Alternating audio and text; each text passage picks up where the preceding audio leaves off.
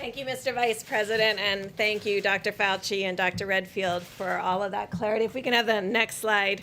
I'm going to go back to what Dr. Fauci was talking about, just to emphasize those points about the two types of tests, and I'm going to talk about a third one. So first, we all know about sampling in the front of your nose. To all of the labs out there and to the providers, you don't have to use the nasal pharyngeal swab anymore. You can do front of nose sampling. And again, as Dr. Fauci talked about, that is sampling for the virus itself that replicates in your nose and, as we know, throughout some of the respiratory tissues. The second test is, of course, then your immune response to that infection that's in your nose. And so that's the antibody test. And so those are the two tests we want to talk about. But I want to come back to something that both Dr. Fauci and Dr. Redfield said, and we covered yesterday.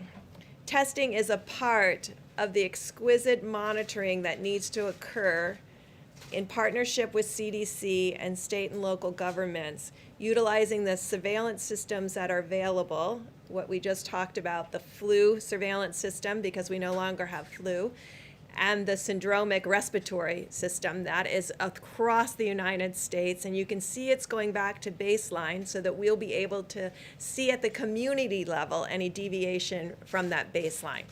In addition, what we talked about yesterday was adding that asymptomatic component, because I think you'll see as more and more articles come out for surveillance and monitoring that other states have done, higher and higher antibody in multiple individuals who don't remember having a sickness. And that will give us an idea. That's our asymptomatic monitoring in these sentinel monitoring sites. And what did we talk about yesterday? We talked about nursing homes, we talked about indigenous people, and we talked about vulnerable people in the inner city, really ensuring that something that is so small that can't even be seen on the surveillance monitoring will be able to be seen in the asymptomatic. And so those are the two tests that we have, one available now, two that have been approved, or three by the FDA. I want to just leave you with my last concept on the antibody tests. Antibody tests have different specificity and sensitivities. The FDA, their FDA has been very cautious about the antibody tests, because I know you see reports every day of countries that have ordered the antibody test and found that they were 50, 60, 70% faulty. So we're taking that very seriously, because you never want to tell someone that they have an antibody and potential immunity when they don't. And so those tests perform better when there's a high prevalence or high incidence of disease. So we want to work with mayors around the United States as those antibody tests become available to really see what it is in first responders and healthcare workers in the highest prevalence states, so that we can know about the quality and the real life, real field experience of those assays. Because things can look very good in the lab, and then when you take them into the field, sometimes they're not as good. I've learned this lesson repeatedly in working around the globe. The next slide. So this is what we have asked commercial and diagnostic companies to be working on. Because when you talk about multi-millions worth of tests, the way we do this in the United States today for strep, for influenza, and for malaria is we test for the antigen. Now, we don't know right now if you shed antigen in the front of your nose. And so that is the question that scientists and companies are working on right now, because that becomes a simpler test.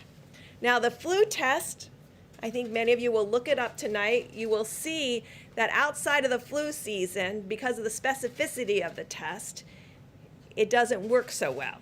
So these are tests we're working on today that would be like a screening test, because if you're positive on it, it's a good test. But it may miss that you actually have the flu.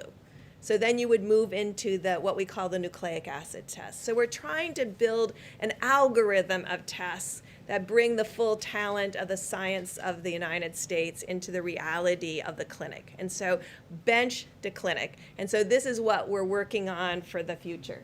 Next slide. So as I promised both the senators and the governors, this is the United States' current platform capacity, designated as high and low throughput. And what do I mean by that? We've talked about the high throughput platforms of Roche and Abbott and others. And then we've talked about the Gene Expert and other machines that may be moderate to lower throughput. I want you to see how it's distributed through the United States. So these are the current testing platforms available today throughout the United States for COVID-19. And as you heard from Dr. Fauci, everything has to be working from the swab to the transport media to the laboratory to really get those tests run and the results back to the client.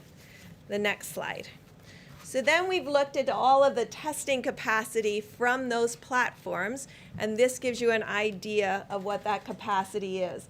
The darkest red that you can see, like in Texas and New York, those are states that have lots of different platforms, as you saw on the prior slide, and the ability, if you just add up the platforms and the potential for test, of over 1 million tests per month. And so this is what we're working with each of those states on unlocking that full potential. And how are we doing that? Well, we're calling on the American Society of Microbiologists. They work closely with 300 lab directors around the country. We talked with them this morning. And the Walter Reed team, who developed the entire HIV testing program for the military 35 years ago, I've called them back into service, and they're calling lab by lab to find out what are the technical difficulties to bring up all the platforms that exist in your lab. Is it swabs? Is it transport media? Is it extraction?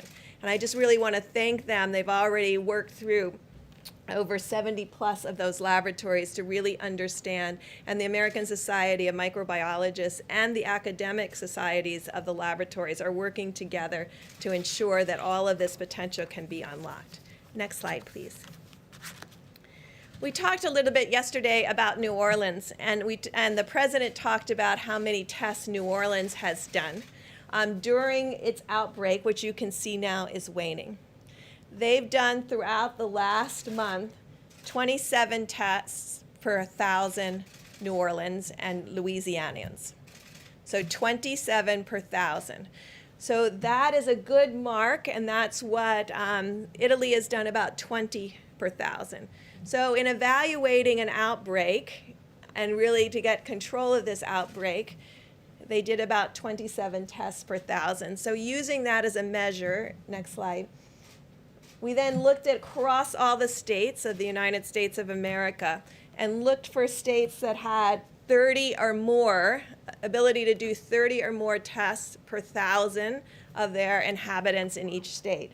And you can see that across the country, except for Oregon and Maine and Montana. I worked overseas way too long. Thank you all. So those are the 3 states that we're working on building capacity in. So this is just to give you a perspective of how seriously we're taking the testing issue. As we've described, we've measured every single platform in every single state. We know exactly where they are by geography, by address, by zip code, what their capacity is, what their cumulative capacity is, what their roadblocks are on not ability to run all their full capacity. And we're addressing those because each one of those is different, and you have to address each of them one by one with the governors, with the state and local labs, and with all of the hospitals. I have not come across one laboratory or one laboratory director or one society that doesn't want to contribute to solving this issue of testing and ensuring that this testing is available for everyone. There is a strong, just as all the Americans have social distanced in behind everyone, we don't often talk about the laboratories, we'll talk about the nurses and doctors on the front line. Behind all of them are the laboratory technicians and laboratory directors who are coming in every day and putting things together to ensure that every single person that needs to be diagnosed is diagnosed. And hopefully you can see from these slides, that really there is capacity out there. It is our job working with the states and having the state in the leadership role and the laboratory directors in the leadership role to provide support to ensure that all the potential for testing in the United States is brought to bear. I just want to end with, these are nucleic acid tests. There will never be the ability on a nucleic acid test to do 300 million tests a day or to test everybody before they go to work or to school. But there might be with the antigen test. And so that's why there's a role for nucleic acid tests, there's a role for antibody tests, and there's a role for the future development of these other key tests to bring the full ability to the United States. And so when we finish this, we'll be talking to all Americans, because there's other tests that other Americans should have. And I think this has really brought to light the importance of diagnosis. And we'll talk to you further about hepatitis C and TB and other things that we can do to ensure every American is healthy, because I think this has really raised the awareness among all Americans about how you do tests for different kinds and different parts of your disease state, and what is long-lasting immunity and what may be long-lasting immunity, and what is a nucleic acid test and what an antigen test is. And with that, Admiral Giroir. Great.